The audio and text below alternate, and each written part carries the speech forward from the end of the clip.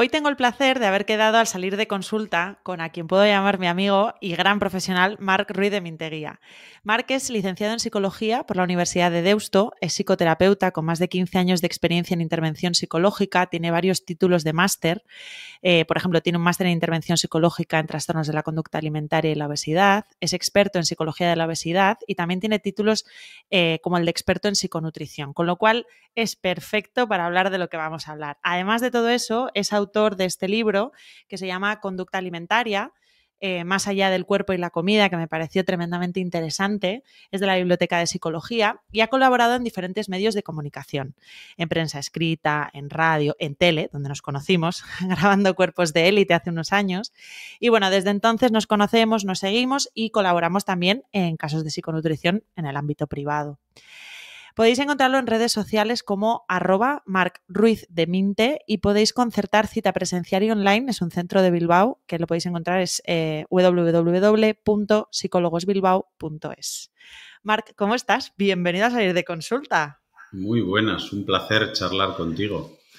Hoy vamos a hablar vamos a hablar de TCA, vamos a hablar de muchas cosas, porque últimamente no, esto spoiler, está grabado, en junio diste varias charlas muy interesantes y antes de nada me gustaría saber si la sensación que tengo es cierta. O sea, desde que estamos hiper conectados con redes sociales, un poco como esta nueva era, este nuevo tiempo en el que vivimos, ¿hay más TCA o es mi sensación? ¿Hay más trastorno de conducta alimentaria? Pues hay quien dice que no, hay quien dice que lo que pasa es que ahora se está detectando más y mejor, depende Claro. de quién recoja los datos y tal. Lo que sí es cierto es que el tema de las redes sociales, sobre todo las que tienen más que ver con la exposición de la imagen física, Mm. sí puede traducirse en problemas que indirectamente tienen que ver con los trastornos alimentarios. Y luego el tema de la pandemia también, ¿no? Lo aceleró. Entonces, digamos que igual desde 2016, 17 o así puede haber un aumento y luego sumado a la pandemia pues ha saltado por los aires pues cualquier problema psicológico y los trastornos alimentarios en particular, ¿no? Sí que durante la pandemia el Mm. número de adolescentes con trastornos alimentarios se duplicó, las consultas por trastornos alimentarios aumentaron un 70% y las hospitalizaciones un Qué 48%, pasada. estaba todo hasta arriba. Los profesionales que trabajamos en centros privados nos veíamos con gente que tenía que estar ingresada, que no tenía que estar con nosotros, ¿no? Sí que se habla también de un aumento, pues yo que sé, hasta del 300% de casos, ¿no? Y luego hay datos que se han recogido últimamente, pues de que, por ejemplo, la insatisfacción corporal en niños de entre 6 y 12 años, pues la tienen la mitad de esos críos, ¿no? Que es una barbaridad. Un niño tiene que estar jugando y no pendiente de la imagen, ¿no? Y Qué sí que tremendo, estima ¿no? que un 10% de la población general desarrollarán trastornos alimentarios a lo largo de su vida, ¿no? Luego también yo recuerdo cómo la Fundación ANAR dio un dato escalofriante justo, no sé si al año siguiente, el 2021, al año siguiente de la pandemia o así, que las demandas, las consultas por parte de jóvenes por problemas asociados a trastornos alimentarios les habían aumentado en un 826,3%. O sea, es un desfase. Y Es que bueno, yo pienso que está cambiando, porque es lo que decías tú, ¿no? A mí me da la sensación también, yo te hablo de sensaciones, yo no soy profesional del ámbito, pero como que el periodo de inocencia infantil, o sea, inocencia entiéndeme, o sea, de despreocupación, lo que decías tú, ¿no? Que yo como, o sea, no sé, yo con 8 años no me preocupaba de cómo tenía yo los muslos, o si tenía tripa o no tenía tripa, o si tenía los brazos gordos, o si era, ¿no? Y ahora me parece que esa preocupación, el estar demasiado pendiente de nuestra imagen, cada vez se acelera más. O sea, sí, empieza antes, ¿no? sí, de hecho los trastornos alimentarios también empiezan a registrarse antes, ¿no? Y luego también el tema de Internet y todo esto y la moda y tal, también ha adelantado la edad en la sexualización, ¿no? Entonces, niñas maquilladas y moviéndose, jugando a ser mujercitas, Sí. niñas de 6, 7 años, ¿no? Entonces, todo eso también pone el foco en el cuerpo como algo, Sí, lo cosifica, ¿no? Como algo, como un valor. eso es, un valor dentro de unos determinados cánones.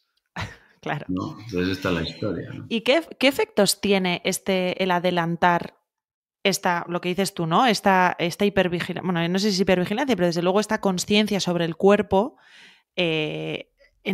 mucho antes de lo que se hacía, que lo que pasaba tradicionalmente. ¿Tiene alguna consecuencia psicológica, podríamos decirlo? Claro, al final vivimos en un mundo en el que hay unas determinadas referencias de belleza, ¿no? Hay una moda de lo que es una determinada belleza, que puede haber variantes, ¿no? Pero en general digamos que el hombre es fuerte y la mujer delgada, ¿no? Y guapos y eso, ¿no? Y esto es lo que más se asocia a éxito, popularidad, cosas buenas, ¿no? Riqueza, etcétera. Entonces esa belleza está asociada a todas esas cosas. Pues si ya desde críos se nos va moldeando y nuestros valores o nuestra valía personal, nuestra autoestima está mediada por unos determinados cánones de belleza que los cumple el 5% de la población, pues estamos condenados a la insatisfacción corporal y como dice mi querida Gemma García, pues la insatisfacción corporal se convierte en la norma, ¿no? Es la norma hoy en día, ¿no? Yo, de hecho, desde hace tiempo, cuando tengo la oportunidad de dar alguna charla sobre estas cosas, al público le pregunto que por favor levanten la mano quienes tengan una total satisfacción corporal, ¿no? Y tengo que acabar haciendo algún chiste de todos a la vez, no, y tal, ¿no? Claro, ¿no? Porque... Nadie se siente satisfecho corporalmente, ¿no? Sí que habría que determinar cuando eso media nuestra vida, la condiciona y hasta qué punto, ¿no? Esta diferencia entre lo estadísticamente significativo y lo clínicamente relevante, ¿no? En junio diste una charla, de hecho, en el Congreso Internacional de Psicopatología Infantojuvenil de la Asociación Española de Psicología Sanitaria, que se titulaba, me encantó el título y te dije, Marc, tenemos que hablar de esto, que se llamaba Pantallas impulsadoras de TCA, y además en Ciencias Blay, que es otra ponencia que también me encantó el título que utilizaste, le llamaste Tsunami de la insatisfacción. O Sí, sea, que esto tiene más importancia, o sea, no hay que pasar de puntillas por el tema de la insatisfacción. ¿Tú crees que sí. están más los jóvenes más insatisfechos que antes? Te iba a decir que tú y yo, pero tú y yo seguimos siendo jóvenes, ¿eh? Pero que la gente como tú y como yo que ha vivido una infancia sin móviles, sin redes sociales, por ejemplo. Sí, sí, claro. Al final estamos más expuestos a las imágenes, ¿no? Mira, en los años 90 ya se hicieron varios estudios explorando este tema de la imagen corporal y la insatisfacción corporal. Algunos hacían referencia a estudiar la insatisfacción corporal en relación a pues, los certámenes de belleza que se veían, las revistas, la tele, ¿no? Las pelis, esas referencias, y se veía que había una insatisfacción corporal. Luego también hay algún otro estudio en el que se expone deliberadamente a sujetos, mujeres, a cuerpos de mujeres excepcionalmente guapas, inusualmente delgadas, también a diversidad corporal y a imágenes neutras, ¿no? Una taza, lo que sea, ¿no?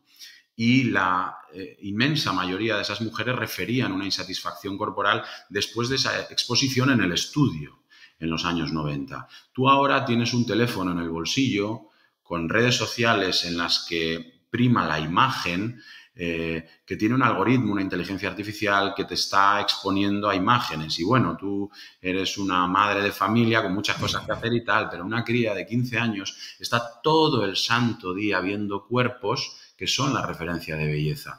Imagina la diferencia abrumadora de la cómo podía mediar esa insatisfacción corporal en los años 90 o ahora con este bombardeo permanente en el que los chavales pueden estar al final en el teléfono, si no ponen limitaciones, 6, 7, 8, 9 horas al día.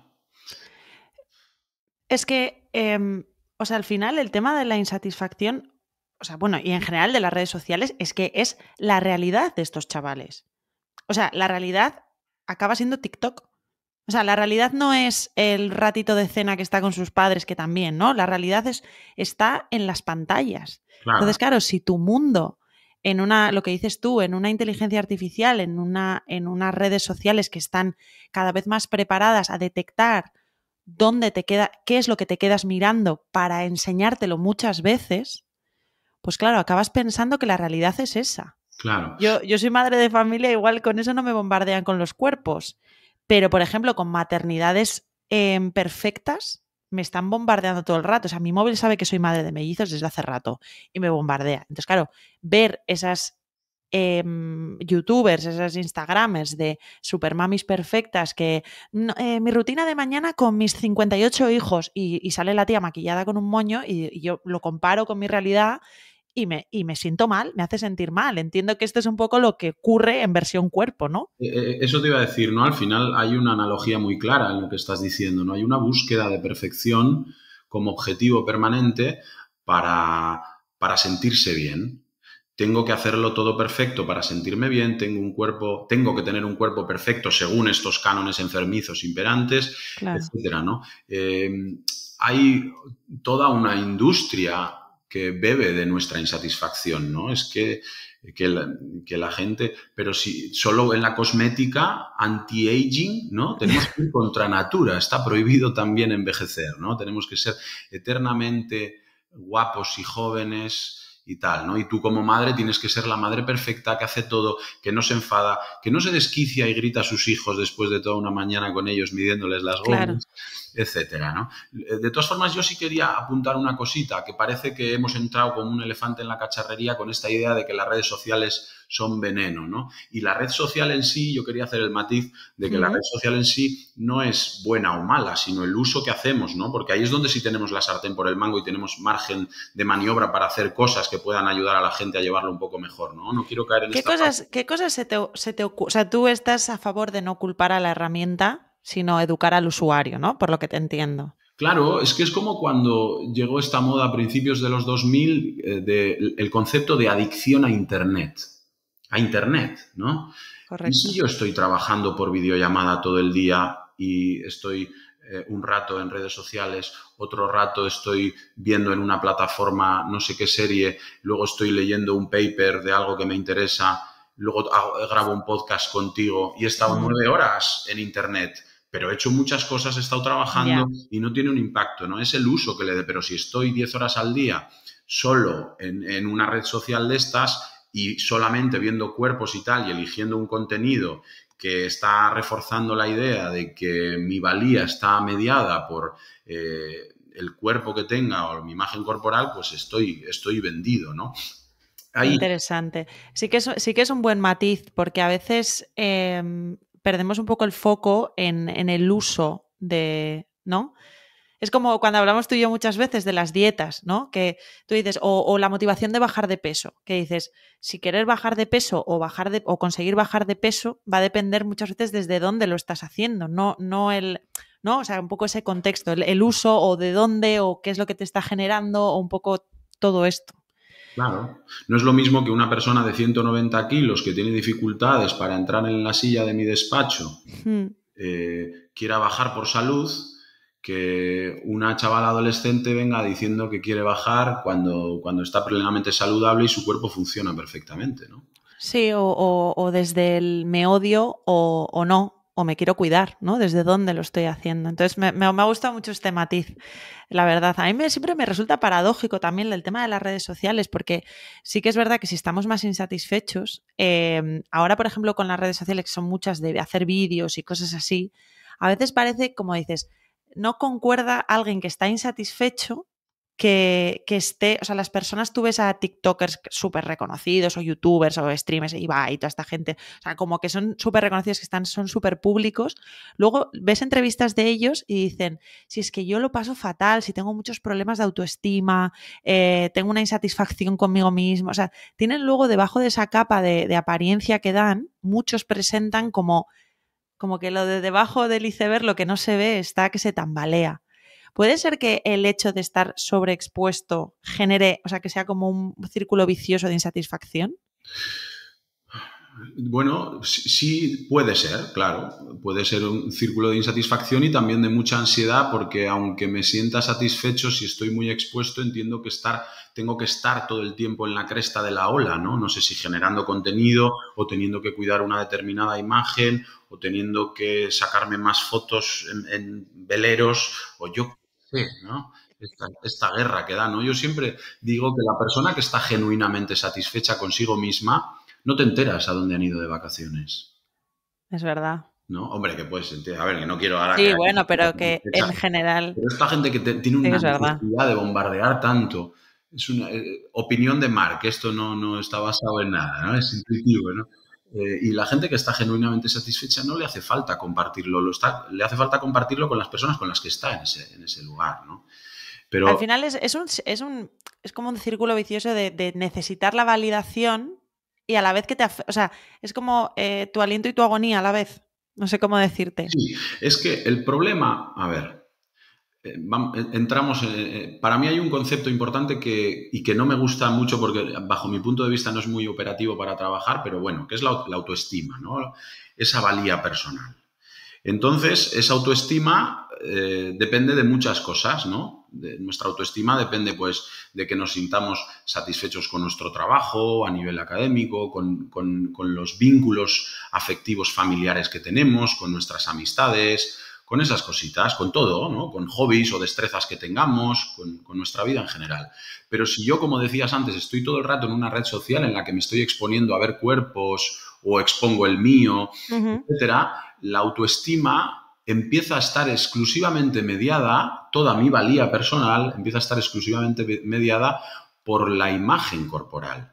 Y claro, como estoy comparándome, este es otro concepto importante, ¿no? Cuando hablamos de imagen corporal, yo construyo mi imagen corporal a través de la comparación con otros cuerpos, ¿no? Una cosa es mi cuerpo, como es, digamos, objetivamente, y otra la imagen que tengo yo. Yo puedo, por ejemplo, voy a Qué ser un poco interesante, malo, sí. voy a ser un poco malo ahora, Gabriela, que te No conozco. te preocupes, estás en Puedo confianza. puedo tener la idea de que tengo una espalda muy ancha.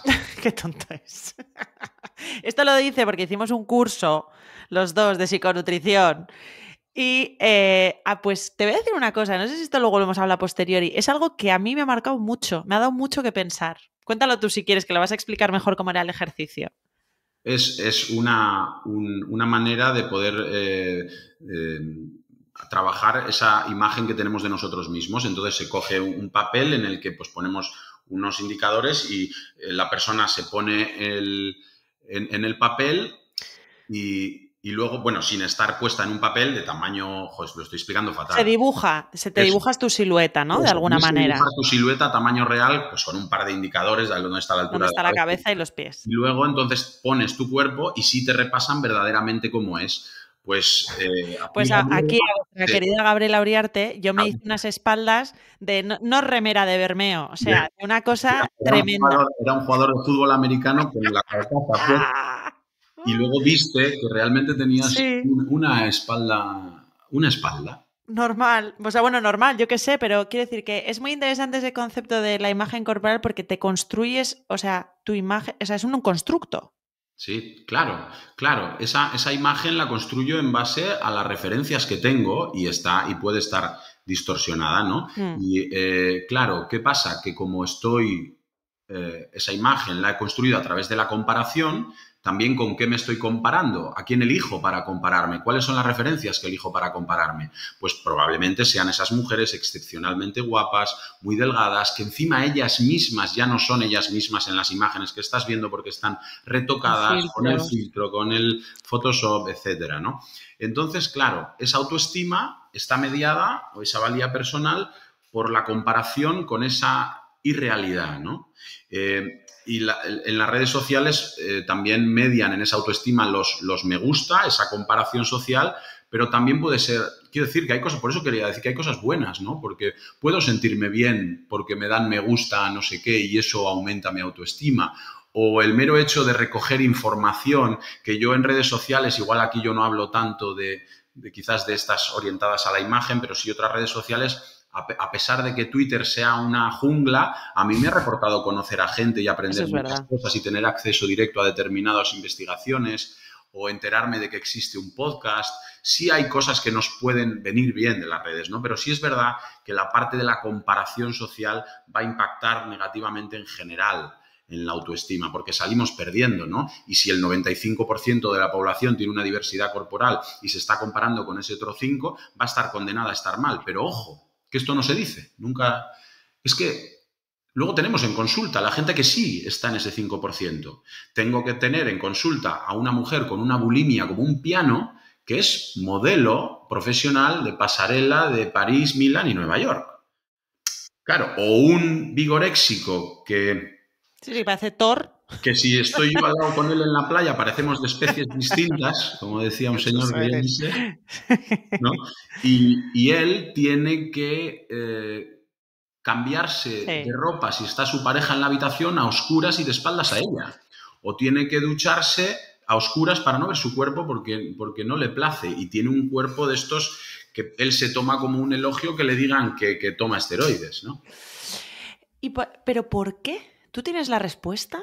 ¿Por qué qué? O sea, ¿por qué una persona que técnicamente entra en la imagen construida socialmente de lo ideal, o sea, ¿por qué esa persona no llega a la tierra prometida de la satisfacción? ¿Se sabe?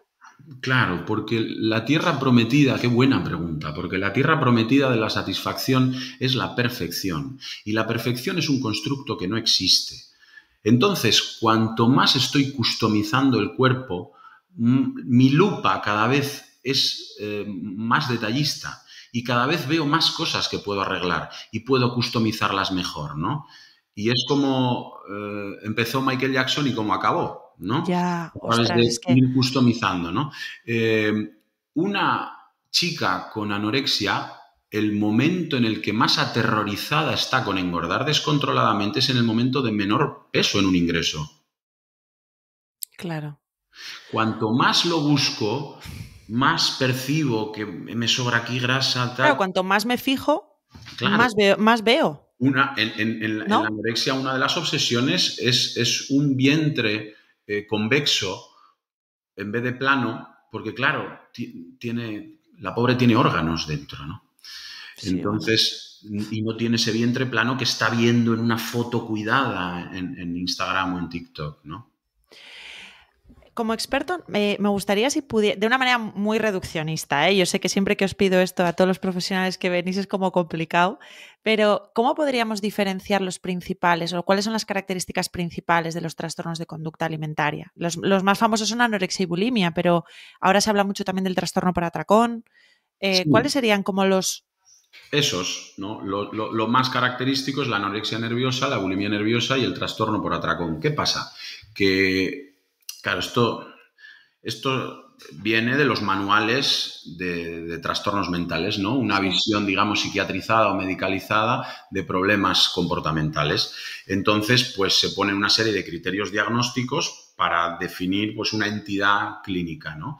Entonces, estamos, por ejemplo, en el Manual Diagnóstico y Estadístico de los Trastornos Mentales, en la quinta edición que salió en 2013, y en la anterior, en la cuarta y en la cuarta revisada, lo que había era anorexia y bulimia. Y dentro de la bulimia había dos subtipos que eran con purga y sin purga. Pero claro, desde un punto de vista de la intervención, no tiene absolutamente nada que ver que una persona esté vomitando o esté, después de los atracones, esté haciendo cosas para compensar o simplemente se pegue esos atracones, ¿no? De hecho, claro, bulimia etimológicamente significa hambre de buey. La bulimia como concepto hace referencia más al atracón que más al al atracón, atracón con claro. purga, ¿no? Pero de hecho, por eso hay algunos profesionales que ya a finales del siglo pasado hablaban de vomiting, ya no de purga de cualquier purga, sino focalizándose exclusivamente en el vómito y luego en ese binge eating, ¿no? Sí, Literalmente esa borrachera de comida, ¿no? sí. Entonces, lo que han hecho desde el manual es llamar bulimia nerviosa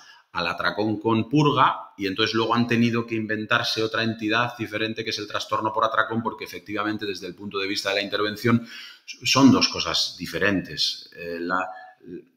Cómo se sostiene, cómo se mantiene ese equilibrio disfuncional o esa circularidad es diferente. Si se genera el círculo de atracón, vómito y autolesión, etcétera, o si simplemente hay un cierto descontrol de ingestas compulsivas incontroladas en horarios donde nadie me ve y tal, ¿no?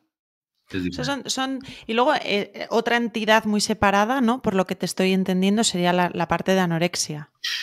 Mm, O tú no lo separas tanto, porque yo trabajando claro, contigo siempre me da la sensación de que para ti es como como una escala de claro. colores un poco, ¿no? Que están interrelacionados los compartimentos. Es que es así, es que los compartimentos nos los inventamos nosotros para organizarnos. Sí, Porque cuando para no hacernos lío los humanos, ¿no? Pero no es eso, así. cada vez que investigamos algo tenemos que departamentalizarlo absolutamente todo, meter en cajones distintos. Y es un continuo.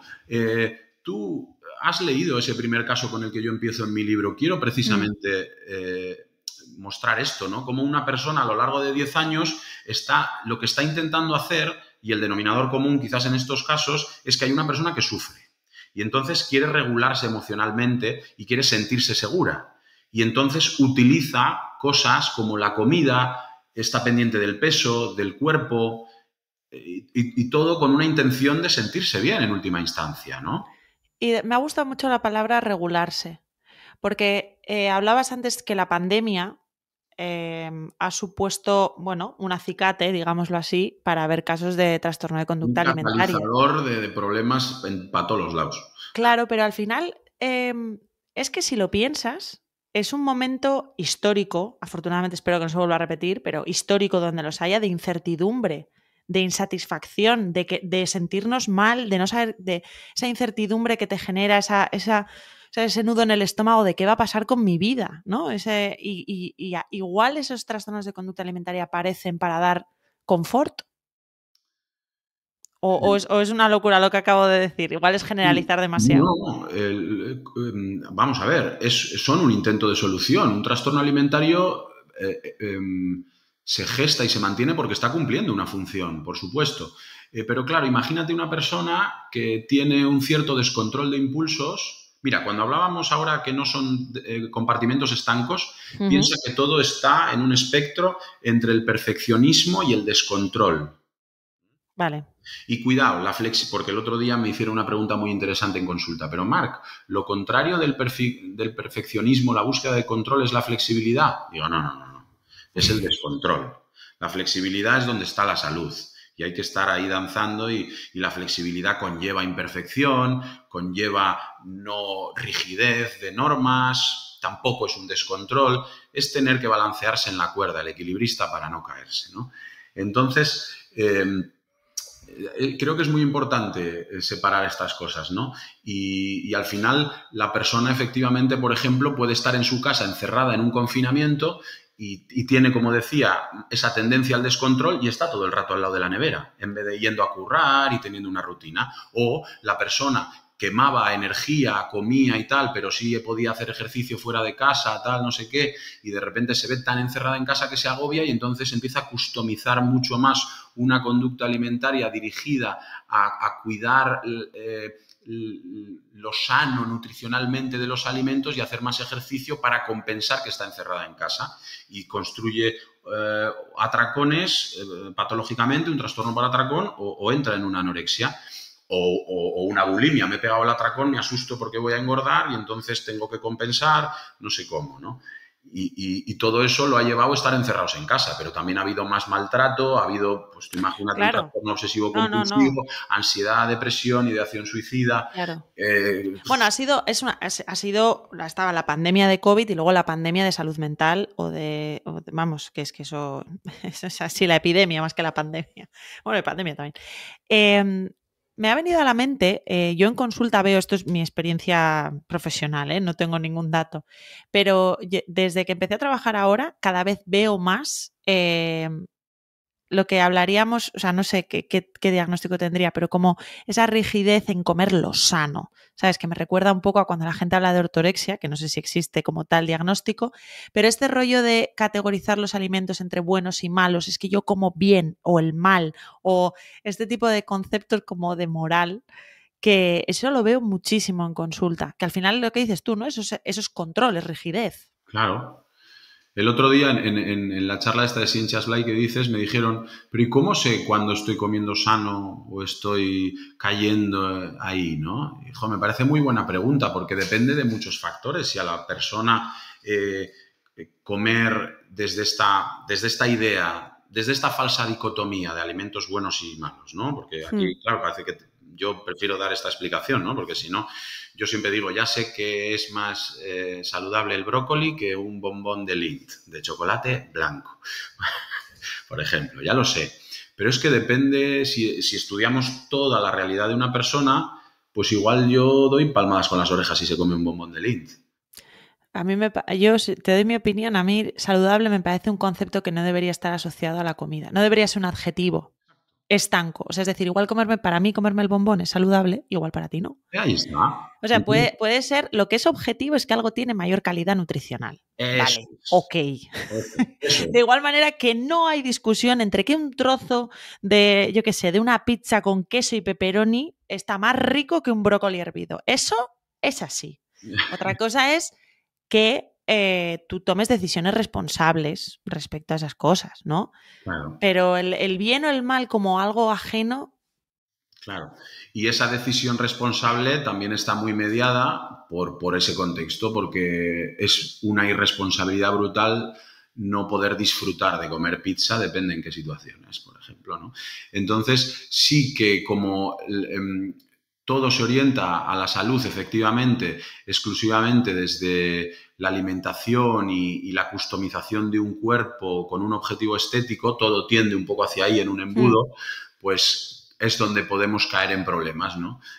Cuando efectivamente hay esa ortorexia, hay una obsesión por el comer sano, pero claro, también pienso es que puede haber gente que objetivamente está muy, muy contenta, muy tranquila y tal, y le flipa comer así, no le da ninguna guerra a otra cosa. Pues puede ser, pero en general. Pero de La una salud es cosa en la que flexible. una cosa por la que discutimos mucho, digo en general, los profesionales que nos dedicamos a la salud, los sanitarios, es precisamente por definir lo que es saludable, porque no parece tan fácil. A mí por lo menos ahora hay discusiones y se habla mucho en redes sociales desde que yo creo que somos más conscientes de la importancia de la salud mental, o sea, es decir, que sin salud mental no hay salud, y eso es así. eh, la gente, claro, está mirando de otra manera a la parte de la alimentación, porque tú dices, ¿no?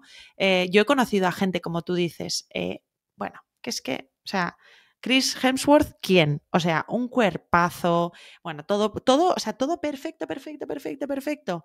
Y hablas 2 palabras con esa persona y no te resulta nada saludable. Hay algo, hay una energía, hay un no sé Claro. qué sé yo, que no te resulta saludable. Y dices, ¿cómo puede ser? En una Bueno, foto me resulta saludable, pero en cuanto empiezo a hablar con esa persona, sí. algo pasa, ¿no? Es pasar 3 minutos en Los Ángeles, también. O sea, En Venice Beach, ¿no? también. Yo diría, me atrevería un poco a hablar de esto, ¿no? Mm, Y aquí es una conjetura de un profesional que se dedica a estas sí. cosas y yo no tengo la palabra absoluta y probablemente no ocupe todos los espacios que habría que ocupar al definir algo como salud o saludable. Pero desde mi punto de vista, saludable tiene que ver con funcional. Si hablamos en términos corporales, tiene que ser un cuerpo que funcione, no tiene que tener una determinada estética, sino que yo pueda ir corriendo al autobús que lo voy a perder, o subir Total. unas escaleras, o agacharme a coger una mochila, o poder levantarme del sofá sin que me cueste, etcétera, ¿no? Que cumpla una función. Si yo puedo pasear por la orilla de la playa en bikini, mi cuerpo es perfecto. Eso desde el punto de vista corporal. Y desde el punto de vista psicológico, tengo que sentirme seguro.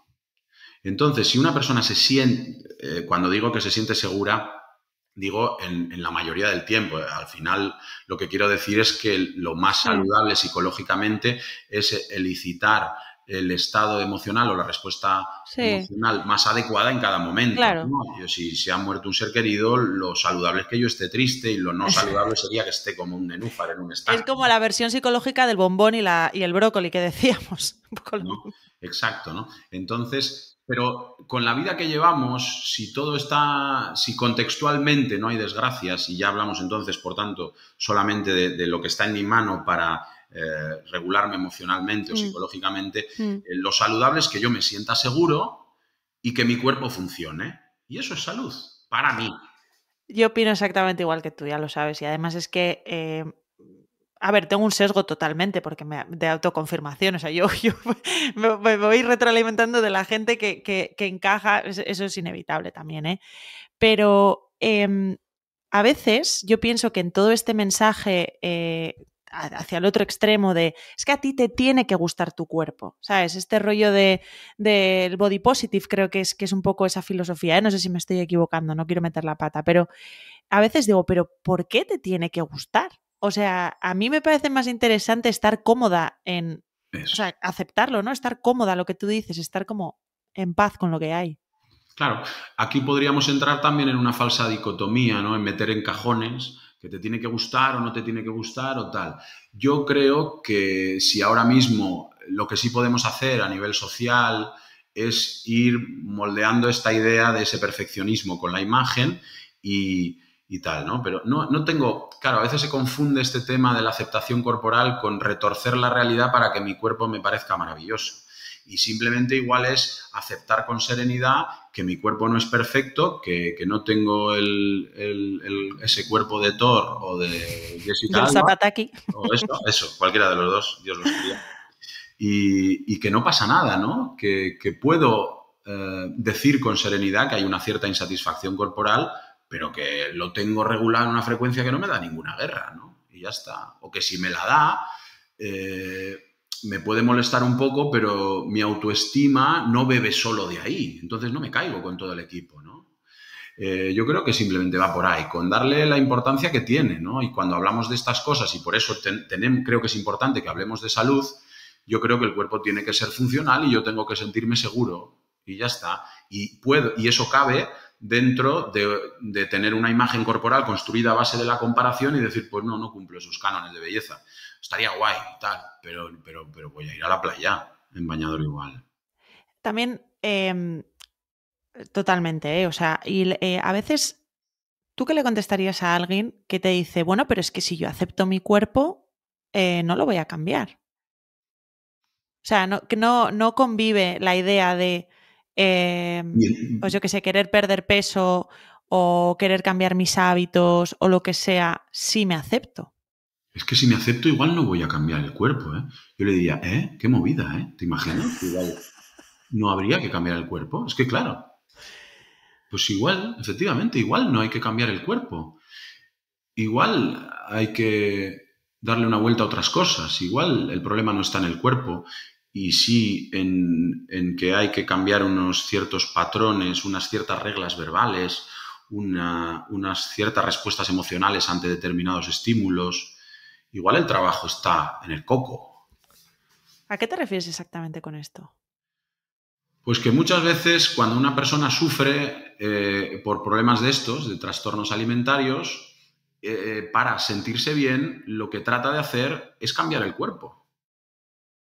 Igual lo que hay que cambiar es la cabeza. Cuando digo la cabeza, cuidado con esta idea. Sí, no, te entendemos. Sí, no estoy en una idea, pero tengo que tener un cuidado. Que vas a lobotomizar a nadie, ¿no?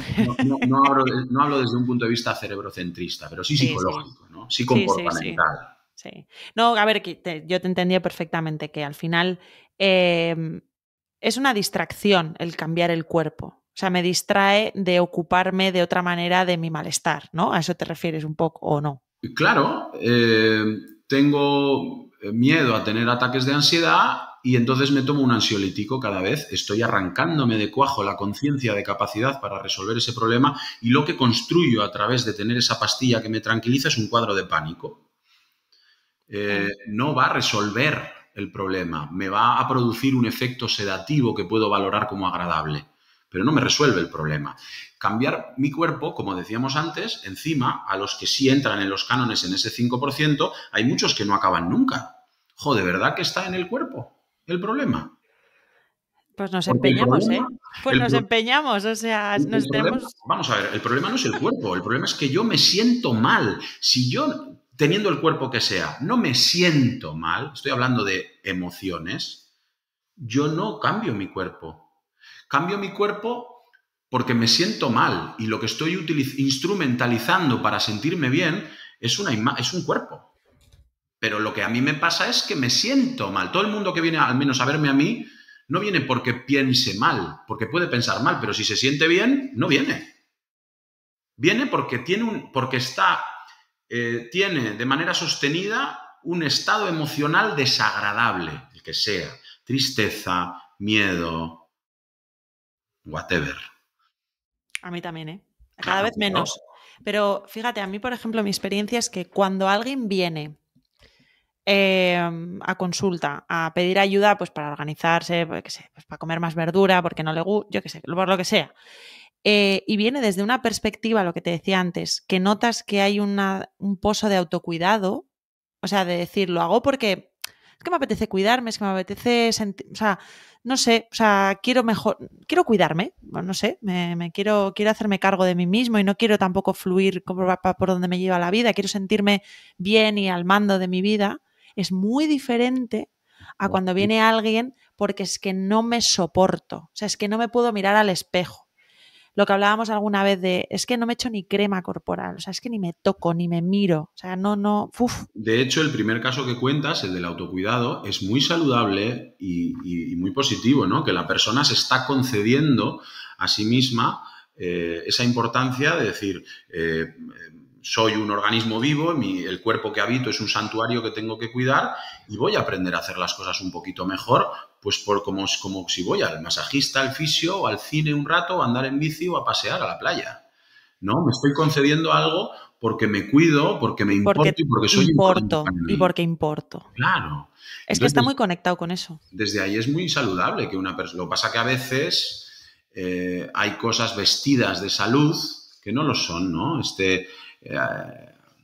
Alisa, ¿no? Esa alimentación sana que presuntamente va dirigida hacia ahí, pero en el fondo esconde gordofobia, etcétera. Es que ahora eso es muy fuerte, ¿eh? O sea, ahora es como que la gente se ha dado cuenta, en divulgación en redes sociales, se ha dado cuenta que no podemos hablar de dieta, porque, bueno, pues sí, pues tenéis razón, ¿no? Hacer dieta no es lo más saludable y empobrece tu salud en general, pero sigue siendo dieta. O sea, es como que hay una delgada línea que a veces es difícil de diferenciar cuando estoy haciendo algo porque me cuido y me quiero o porque no, ¿sabes? Porque es como para sentirme bien. Porque también el querer sentirse bien, para mí se puede confundir fácilmente con querer cuidarse. Claro, por eso hay que estudiar bien el caso y es importante que sepamos qué podemos tener delante y formarnos para identificar cuando puede haber gente que puede tener problemas que van más allá, ¿no? Efectivamente. Es que es complicado, porque por ejemplo estoy pensando en personas con un cuerpo grande, personas gordas, que han vivido, han tenido un recorrido vital de estigma, de situaciones terribles de violencia física, psicológica y estética, evidentemente, gordofobia médica, bueno, todo lo que te puedas imaginar, todo este periplo además también por dietas extremas, por procedimientos que además les han hecho sentirse todavía peor. Claro, le estamos pidiendo a una persona que tiene lo que tú decías, ¿no? Una autoestima en el subsuelo, que haga algo porque le estamos pidiendo que crea que merece cuidado. Porque normalmente estas personas llegan a consulta sintiéndose muy desmerecedoras de cuidado, de cariño, de atención, o sea, son sus peores... Sí. Tienen problemas psicológicos importantes, pero el problema psicológico importante que tiene una persona gorda no es la cantidad de adipocitos que hay en el cuerpo, es Qué bien que lo digas. el haber estado machacado por un contexto gordófobo. Eso desequilibra psicológicamente a cualquiera. Una persona que tenga que montarse en el metro, que el metro va lleno y de repente se mete en el metro y tiene 2 metros a la redonda, no se le acerca a nadie, ¿no? Y esto te lo cuenta llorando, y así toda la vida, claro, eso no es que parece, no, es que la obesidad no es un trastorno mental, pero sí que genera muchísimos problemas psicológicos ser una persona gorda en un mundo que estigmatiza de una manera tan cruel, sistemática y a lo largo de todas las edades estar gordo. Es tremendo. Yo espero y deseo que esto que vaya generando más, sí, o sea, que seamos más conscientes y que haya más conciencia social a la hora de cómo abordamos todo esto, porque lo vemos claro en otras situaciones, ¿no? Sabemos que no hay que ser racista, sabemos que no hay que ser clasista, sabemos que no hay que ser machista. Bueno, hay gente que lo sabe más que otra, ¿no? Sabemos, porque, bueno, en fin, la actualidad está a la orden del día, pero quiero decir, esas cosas las tenemos claras, pero cuando hablamos de violentar cuerpos, no lo tenemos tan claro. En pro de la salud, efectivamente acabamos empeorando la salud de esas personas. Totalmente, y además de maneras muy sutiles y sin darnos cuenta. Esta misma mañana hablaba con una chica que tuvo una anorexia purgativa muy bestia, comía muy poquito y todo lo que comía lo vomitaba y danzó un poquito, como es en ese cajón, no hay un cajón u otro, saltó, estuvo sí también con episodios de atracones, pero fundamentalmente fue una historia de anorexia purgativa. Y está mejor, ¿no? Tiene cositas, seguimos viéndonos cada cierto tiempo y la veo esta mañana y me dice que justo el otro día estuvo con una amiga y que le dijo, uy, ¿qué te pasa? Te noto que te ha cambiado el cuerpo, estás más gordita, ¿no? Una semana restringiendo. Tenemos que decirle a la gente, tú, que un gran poder conlleva una gran responsabilidad, Gaby, que tienes muchos seguidores. Bueno, meto mucho la chapa, Marc. Créeme. Bueno, pero yo últimamente te he visto algunos vídeos que me he emocionado pensando, jo, qué guay que Gabriela, que tiene tanta gente y que es nutricionista, esté diciendo estas cosas, ¿no? Y te lo he dicho por privado alguna vez. Sí. Jo, qué guay esto, qué importante. Pues soy capaz de decir esas cosas, perdona que te corte, y lo digo completamente en serio, no es para hacerte la pelota, porque he aprendido mucho de profesionales como tú. Porque te lo digo de verdad, porque no estamos preparados los nutricionistas y mucha parte de los sanitarios en entender así el manejo de la dieta de cualquier persona, ¿no? De la alimentación. Claro. Y yo creo que eso es súper enriquecedor. Mira, esto es una parte positiva de las redes sociales. Sí, ahí está, ¿no? ¿Ves? No todo depende del uso que le demos, ¿no? Por eso también a la red, pues elegir a quién sigo o no, cuánto tiempo estoy, puedo hacer un mejor uso, ¿no? De las redes. Pero fíjate cómo esta chica, pues en un momento eso, ¿no? Entonces, dentro de lo que podemos hacer, yo creo que tenemos que movilizarnos todos hacia no hablar del cuerpo. Esta misma chica me decía que ya no quiere ir a casa de sus abuelos porque lo único que le dicen es te veo más gorda, te veo más delgada. Y claro, no sabes a quién le estás diciendo esto y qué impacto tiene, ¿no? Yo, reflexionando con ella de esto, le decía que a mí, yo recuerdo como hubo una vez, justo el año en el que grabamos el programa, pero a principios, jo, Marc, has adelgazado, qué guapo estás. Yo había adelgazado 8 kilos, obligándome a comer normal, porque mi madre estaba entubada clínicamente muerta en una UCI. Y yo me estaba obligando a comer normal y el impacto emocional que tenía eso me hizo bajar 8 kilos en una semana. Yeah. ¡Jo, qué guapo estás! ¡Qué delgado estás! No sabemos lo que hay detrás. Entonces, y estamos, entiendo que estamos muy acostumbrados al tema de los cuerpos, a comentar los cuerpos, a decirle a la gente cosas sobre sus cuerpos, pero sí estaría bien que lancemos el mensaje de que cada vez que alguien hable del cuerpo de alguien, redirijamos la conversación no al cuerpo de esa persona, sino al hecho de que estás hablando del cuerpo de alguien y que eso no habría que hacerlo. Pues sí. Es que se hace y se hace mucho. Es importante. Además, yo, por ejemplo, tengo un caso que me ha venido a la mente ahora en consulta, que en cambio, o sea, para ella, por ejemplo, el hecho de quedar con un familiar, lo vivía como, ay, a ver si apruebo el examen. ¿Sabes? A ver si les parezco, un poco lo que hablábamos, ¿no? A ver si les parezco que estoy bien, ¿sabes? Como que necesito ese, hablábamos de redes sociales, pero a veces a nivel de entorno familiar también ocurre, ¿no? Esa aprobación que estoy esperando de gente que es importante para mí. Poner el foco todo el rato en que la importancia, la valía, o sea, como si fuéramos un ornamento, ¿sabes? O sea, y somos más que eso, claro.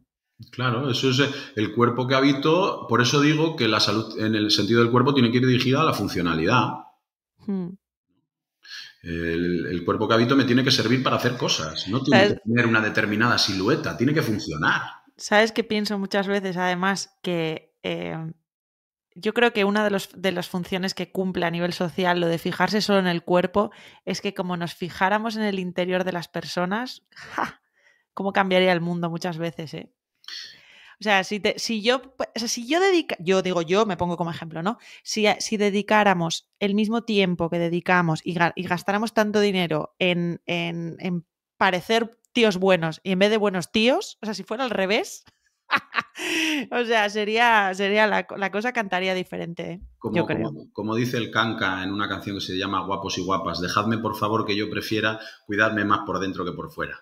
Exactamente, tal cual, o sea, tal cual. Cuidado, a ver, que hay que entrenar, que aquí me viene Sara Tavares a la cabeza, Sara, que hay que hacer ejercicio y que es importante porque hay que cuidar. Pero que el ejercicio no tiene tampoco por qué... a la funcionalidad del cuerpo. Exacto. Mira, te voy a decir una cosa. otra verdad incómoda. Hay gente que puede estar entrenando súper bien, que puede estar teniendo una relación con la comida flexible, que come verdura, que come fruta, que se come el bombón de chocolate blanco, lo que sea, todo bien, ok, que hace todos los checks, y eso no te asegura una figura determinada.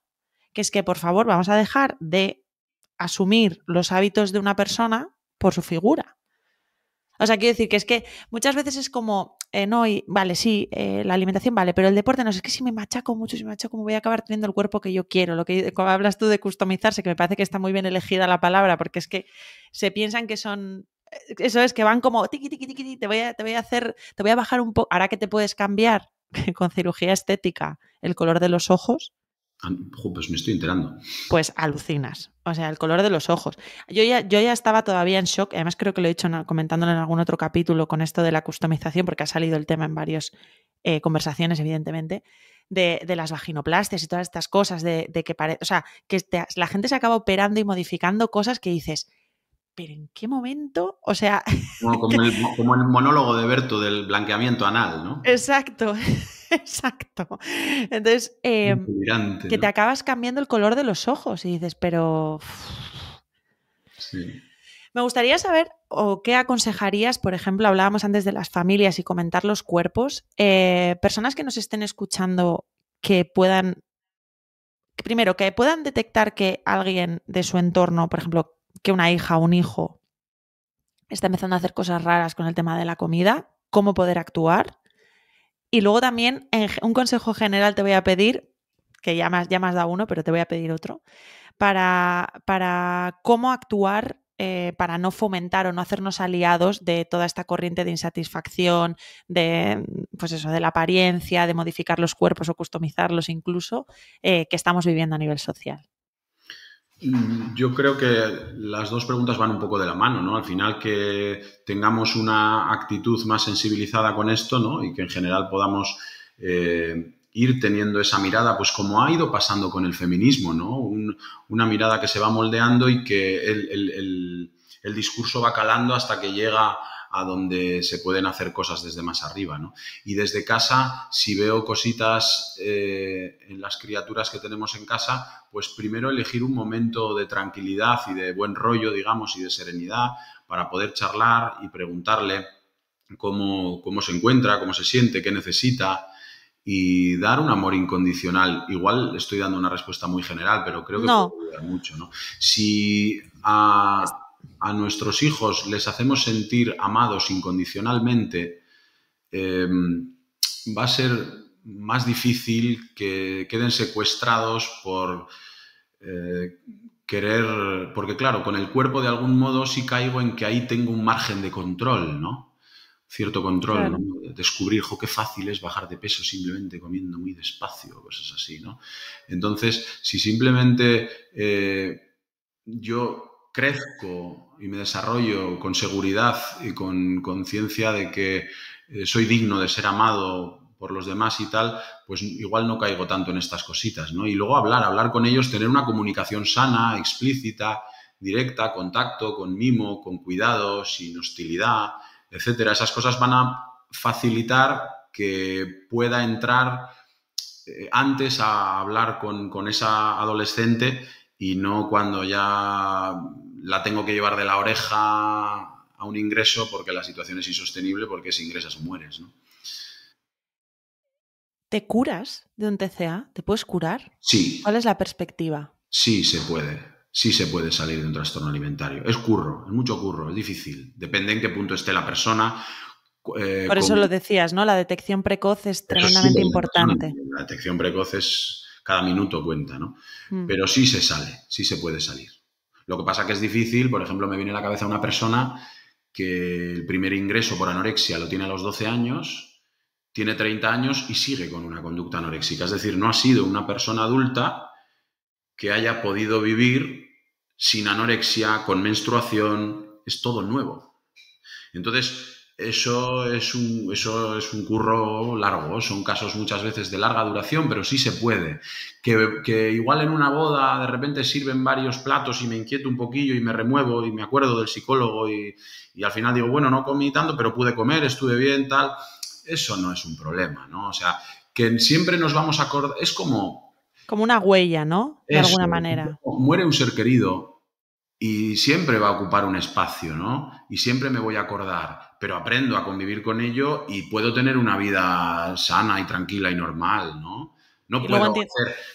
Una persona que haya tenido anorexia no va a vivir como si no la hubiera tenido, pero que se puede salir del trastorno alimentario y tener una vida normal y tranquila, por supuesto que sí. La gente es importante que tenga esperanza en esto, claro que sí. Sí, es importante porque se lanza muchas veces el mensaje de que no hay nada que hacer, es Un ya es mito, toda crónico, la ¿no? vida, Y no es verdad. es importante. Al final, y luego también entiendo que aprender a detectar situaciones que precipiten el empeoramiento o incluso volver, es que no quiero decir a recaer, pero bueno, Sí, claro, en el momento en el que vemos que de forma velada, no, es que ahora soy vegana, que restringe, que quiere hacer una dieta, esas red flags, ¿no? es que estoy haciendo una dieta hiperproteica, es que o sea, son anorexias vestidas, vamos, de salud.